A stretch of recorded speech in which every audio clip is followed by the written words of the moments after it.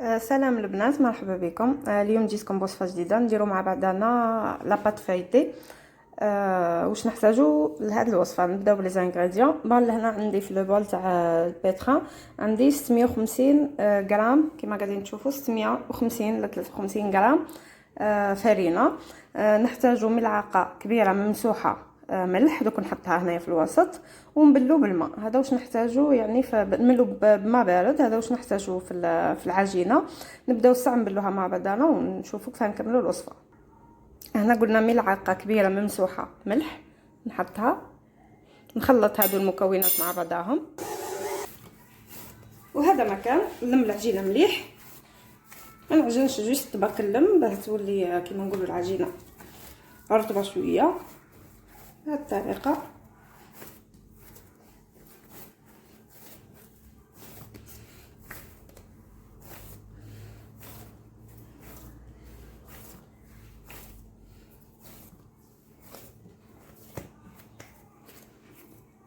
شوفوا لا تكستور تاع العجين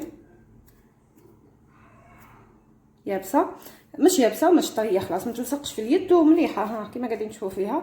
هنايا دوك انايا نلمها ونخليها تروبوزي في الثلاجه واحد ربع ساعه ولا ربع دراج ولا 20 مينوت كما قلنا، ونرجع نشوفوا مع بعضنا كيف نكملوا الخطوات. هنا نعطي لكم الزبده اللي حنستعملها، هذه صالحه مارغرين سبيسيال فايتاج. هذه هي نورمالمون اللي مليحه، مشيتها البارح، من البارح وهي مجبوده يعني طريه. دوك نعاود نخبطها برك معاكم ونشوفوا كيف نكملوا. هنا الزبده تاعنا نحاول ان نخبطها هكا.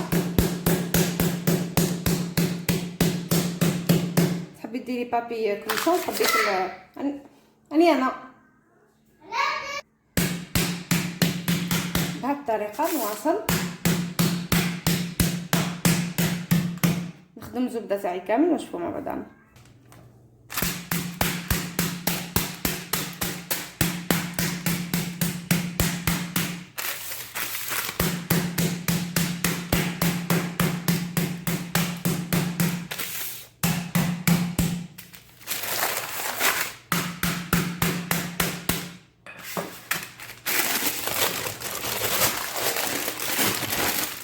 بهذه الطريقه نديرو الزبده تاعنا نيطاليوها كما هكا بهذا الشكل ومن بعد نستعملوها. بون البنات بهذا الشكل واش نحكم نزيد نطبقها ونبقى نخدم فيها حتى تولي لا تيكستور تاعها هي يعني طريه، ما نزيد لها تولي لا تيكستور تاعها كما تاع العجينه تاعنا. من بعد ما تغلبناش في الخدمه.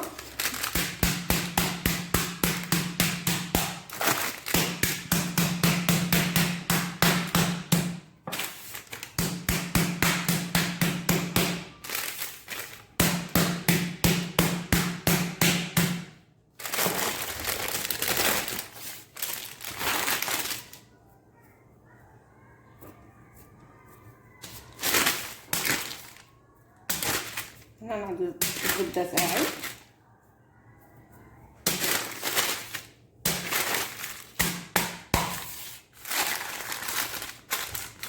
بهذه الطريقه. الزبده تاعي هنا ولات طريه كما قاعدين نشوفوا، ما تقدر تمشي لنا نورمال.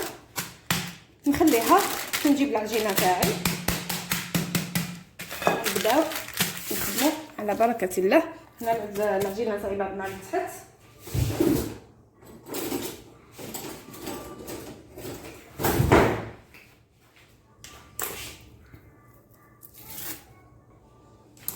هنا واش نحتاجو بانسو، نحتاج لا فارين، نخدم نرش لا فارين، ونحتاج دوكا موس. دوك نعطيكم كيف نخدموا به. اول حاجه نرش شويه فارين. واش نديرو كخوا في العجينه تاعنا بهذا الشكل.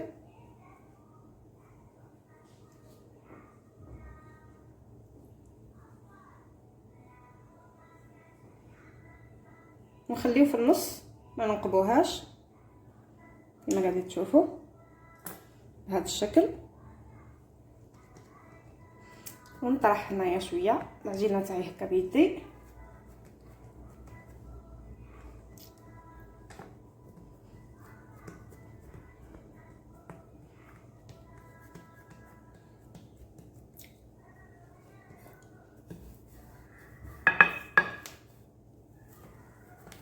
بهذه الطريقه. تروحوا لهادو لي كوان وتطرحوهم مليح في النص هنا. خليوها خشينه، ما نحطوا فيها الزبده ما تخرجلناش. بهذه الطريقه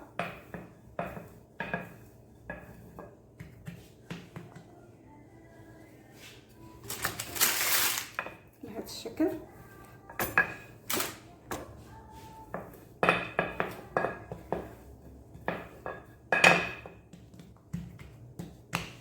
نجيبو الزبده تاعنا، نحاولوا انها تكون قد المكان اللي حنحطوها فيه بهذه الطريقه. ونجيبوا العجينه تاعنا، اطراف العجينه نزيدو نطولوا شويه فيها هكا، ونغطيو بها الزبده تاعنا بهذا الشكل. هنا بالبانسو توجور تنفضوا الزوائد هادو تاع لافارين باسكو هما اللي يخليونا لا بات فايتي تاعنا ما تطلعش في الفوغ بهذه الطريقه.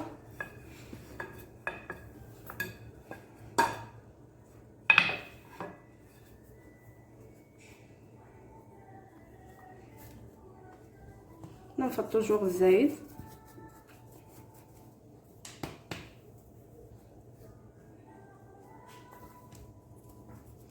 البانسو توجور في يدك تنفضي به لافارين اللي زايده.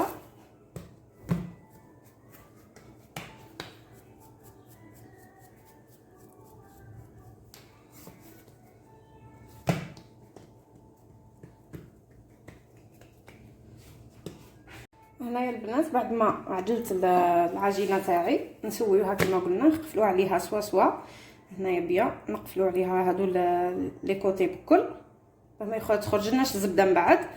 دوك انا واش نجيب البابي فيلم ونغلفها، نخليها نصيف ساعه في الثلاجه، ومن بعد نبداو نخدموا فيها. نغلفها وبعد نص ساعه نرجعوا. هنا البنات بعد ما ربوزتنا العجينه تاعنا نعاودو نجيبوها من الفريجيدار، نرشو لافارين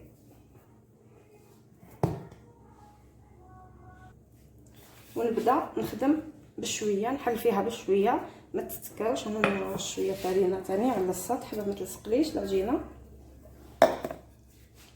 هكا بالعقل. كيما قبيله حلينا الزبده نحطوه بشويه برك، غير بشويه نروحوا معاها، نجيو من النص ونجيو هنا ومن النص ونروحوا لهيه هكا باه نوزعوا الزبده يعني بشكل متساوي بهذه الطريقه.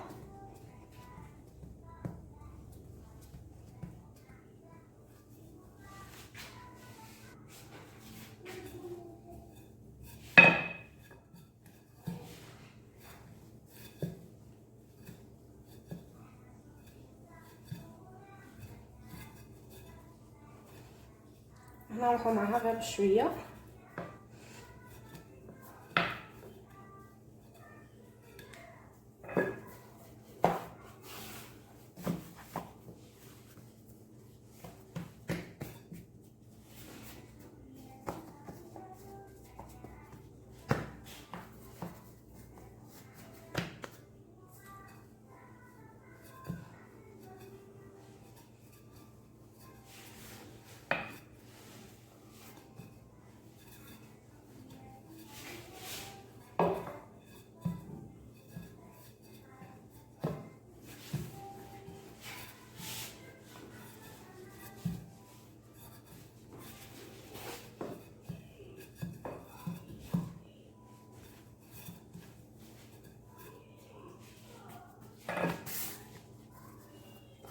هنا عندي تدخل لي شويه هوا هنا. ليسونسيال البنات دوك نطرحها كامل هكا كما غادي تشوفوا بهذا الشكل.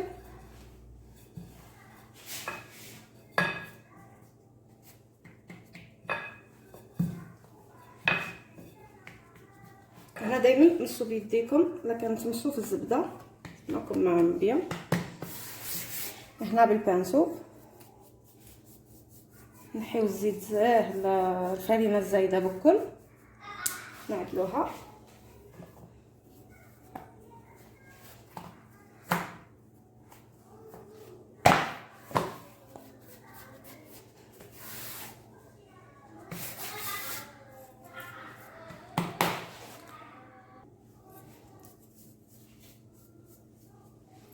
هنا نبدا نطبق.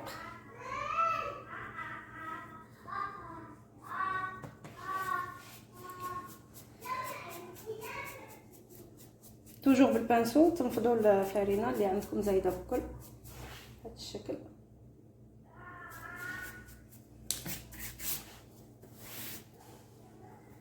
ونطبق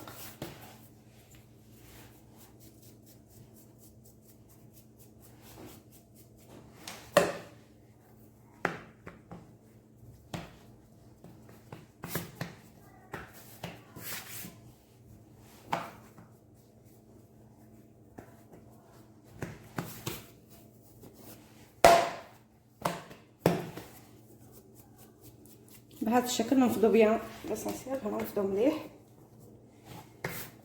ونعاود نرش شويه فرينه في السطح تاعنا ونحطوا العجينه بهذا الشكل. هذا اللي مقفول على يدك اسنا تشوفوا هكا بهذا الشكل، اللي محلول هذا نحطوه على يدنا اليسرى واللي مقفول على يدنا اليمنى بهذه الطريقه. نزيد نرش شويه فرينه ونعاود نفس العمليه، نعاود نطرح نروح معها غير بشويه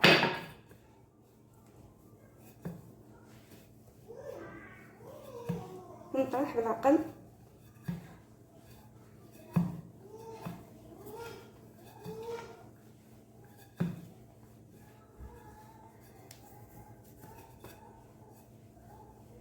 العجينه تاعي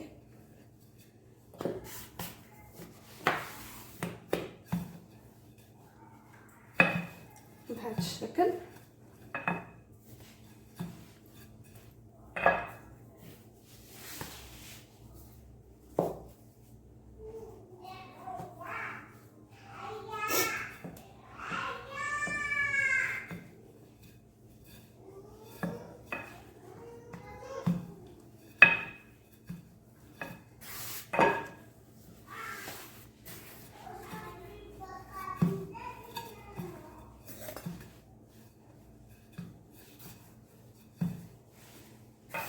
بهذه الطريقه البنات نعاود ننفضها من لافارين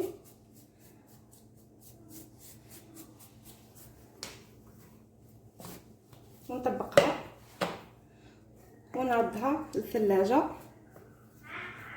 تزيد ترتاح نصف ساعه واحده اخرى. هنا كل ما نحطوا العجينه تاعنا ترتاح تعطينا طوع في الخدمه، نحلوها بسهوله يعني. بهذه الطريقه نزيد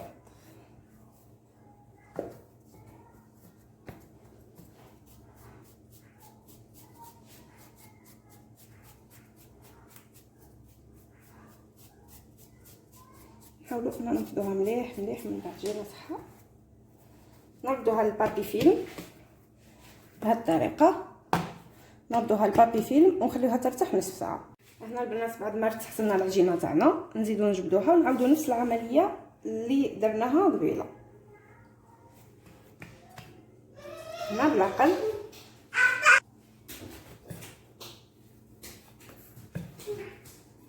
نعاودو نفس العمليه اللي درناها قبيله، نحو غير بشويه مع العجينه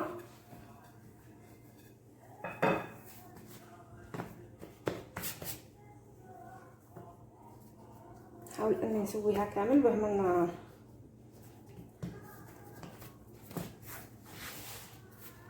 بهذه الطريقه ونطرح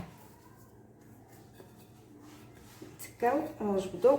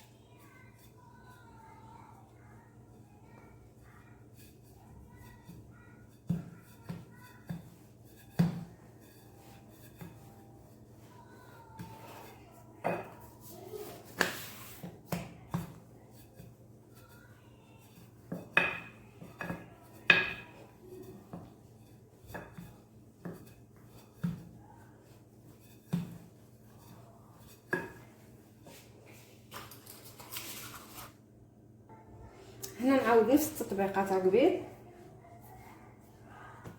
ونحاول اني نحي لا فارين من العجين تاعي البانسو.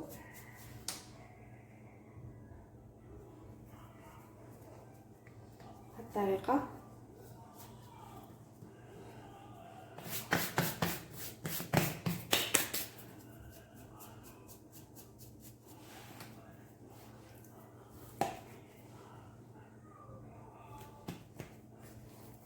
ونزيد نعاود نفس العمليه اللي كنت قاعده نخدم فيها. نعاود نعاود نطرح العجينه تاعي نورمال.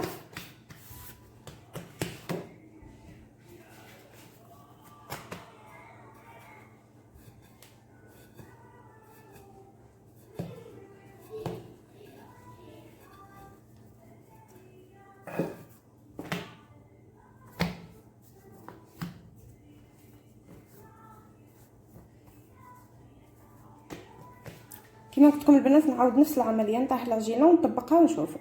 هنا البنات عاودت طرحت وطبقت. هنا لا كان تخافوا لا كان تنساو قداه مره درنا 2 مرات الاولين ودرنا 2 مرات تاع دركا، بقاونا 2 مرات دوك نحطو في الفريغو. ديروه كبصبعكم. دوك نحط في الفريغو زيد ترتاح لي نصيف ساعه ونزيدو نكملوا مع بعضنا. هنا البنات بقى لنا لو طور الاخر نديرو 2 مرات كيما قبيله، نطرحوا العجينه تاعنا نورمال.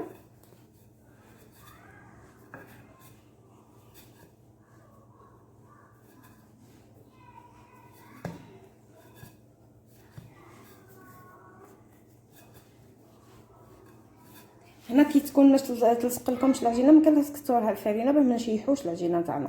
هنا نطرحوها عادي.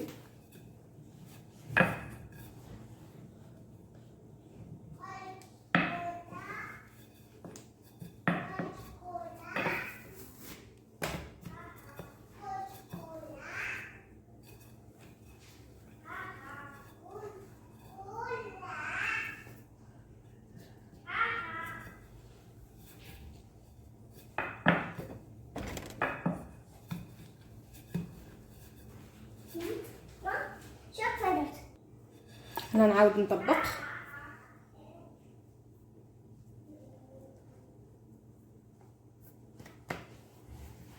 ونعاود نفس العمليه.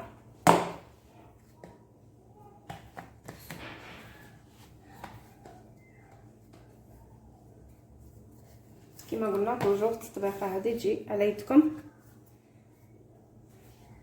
اليسرى. هنا نروحو من النص وهبطو باش نهبطو الزبده تاعنا الكل وقلبو باش نمشيوها مليح.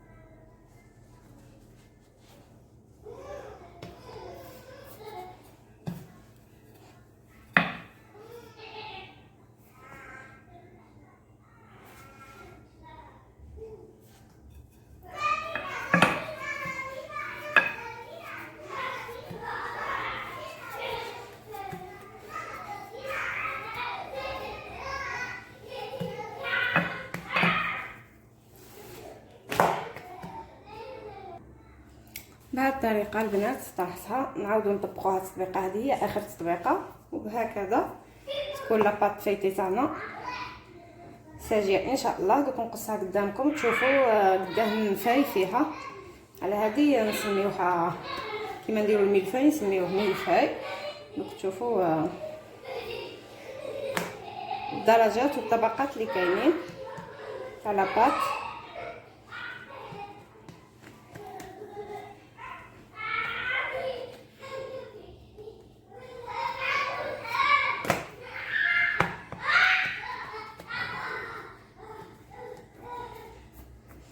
الطريقه البنات لاباط فايتي تاعنا تكون ساجيه. هنايا لا كونتيتي انا درت كبيره شويه، نقسمها على الزوج ونخبيها في الكونجيلاتور وقت ما نحتاجها في رمضان ان شاء الله. عندي وصفات نديرهم معكم ان شاء الله في رمضان لاباط فايتي، بربي ان شاء الله يعجبوكم. نتوما تاني سجيو لاباط فايتي تاعكم وخبيوها في الكونجيلاتور، ومنين تحتاجوا جبدوا وخدموا. ودوك نقصها ونشوفوها مع بعضنا. بون البنات لاباط فايتي تاعنا ما باليش لا كان قاعدين يبانوا لي فاي تاعها، مي نديرها لكم هكا. ماهيش قاعده تبان في الصوره بصح راني قاعده نشوف في لي فاي تاعها. ليسونسيال البنات جربوا الوصفه هذه، هي ناجحه 100%. نتندموش عليها، خيروا نوعيه جيده برك من الزبده وخدموا بها. الخطوات راني طولت لكم في الفيديو، ما حبيتش نقص فيه باه تشوفوا لي ديتاي، يعني تاع لي ديتاي كيما نقولوا. ان شاء الله تكون الوصفه تاع اليوم نالت اعجابكم وتجربوها وتنجحوا فيها ان شاء الله. نلتقي مع بعض في وصفات لاحقه وفي رمضان ان شاء الله. نلتقي مع بعضنا، ربي يدخلوا علينا بالصحه والهنا ان شاء الله. يا البنات ابقوا على خير.